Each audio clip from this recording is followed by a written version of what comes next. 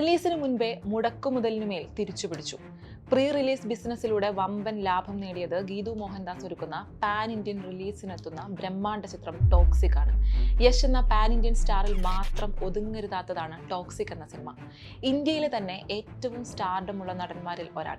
KGF 2 ശേഷം യഷിന്റെ അടുത്ത പ്രൊജക്ടിന്റെ സാരഥി ആരെന്ന നിലയ്ക്ക് ആദ്യ നാളുകളിൽ ഉയർന്നു വന്നത് പല വമ്പൻ സംവിധായകരുടെയും പേരുകളായിരുന്നു. അപ്രതീക്ഷിതമായാണ് മലയാളിയായ ഗീതു മോഹൻദാസ് യഷിന്റെ ബ്രഹ്മാണ്ഡ ചിത്രം സംവിധാനം ചെയ്യുന്നുവെന്ന വാർത്ത വരുന്നത്.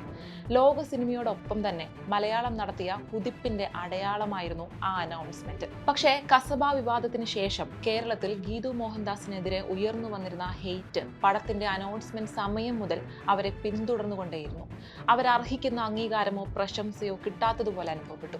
നിവിൻ പോളിക്ക് ഏറ്റവും മികച്ച കഥാപാത്രവും ഗീതു മോഹൻദാസ് എന്ന സംവിധായകയ്ക്ക് ബ്രാൻഡ് വാല്യൂവും സമ്മാനിച്ച ചിത്രമായിരുന്നു മൂത്തോൻ. പ്രമേയം കൊണ്ടും മാസ് ഓഡിയൻസിനെ ലക്ഷ്യം വെക്കാതിരുന്നതുകൊണ്ടും ചില പ്രത്യേക പ്രേക്ഷകരാൽ തഴയപ്പെട്ട ചിത്രം. പിന്നീട് യഷിനെ നായകനാക്കി ഗീതു പടം ചെയ്യുന്നു എന്ന് കേട്ടപ്പോൾ പാൻ വേൾഡ് മൂത്തോൻ എന്ന പരിഹാസവും ഉയർന്നു. 2.5 വർഷത്തോളം നീണ്ടുനിന്ന ഷൂട്ടിങ്ങും ടോക്സിക്കിന്റെ ഹൈപ്പ് കുറച്ചു. പക്ഷേ ചിത്രത്തിൻ്റെതായി പുറത്തു വന്ന ആദ്യ 2 ഗ്ലിംസസ് അക്ഷരാർത്ഥത്തിൽ ഒപ്പം നിന്നവരെയും വിമർശിച്ചവരെയും ഒക്കെ ഒരുപോലെ ഞെട്ടിച്ചു. മാസ് ആക്ഷൻ നായകനായി യശ് എത്തുമ്പോൾ കഥാപരിസരം ആ താരത്തിന് വേണ്ടി എഴുതപ്പെട്ടതായിരുന്നു. പബ്ബിലെ 18+ രംഗങ്ങൾ ഉൾപ്പെടുത്തിയ സ്നീക്ക് പീക്കിന് കമന്റുകളിൽ ഗീതു വൻ അധിക്ഷേപം നേരിടേണ്ടി വന്നു.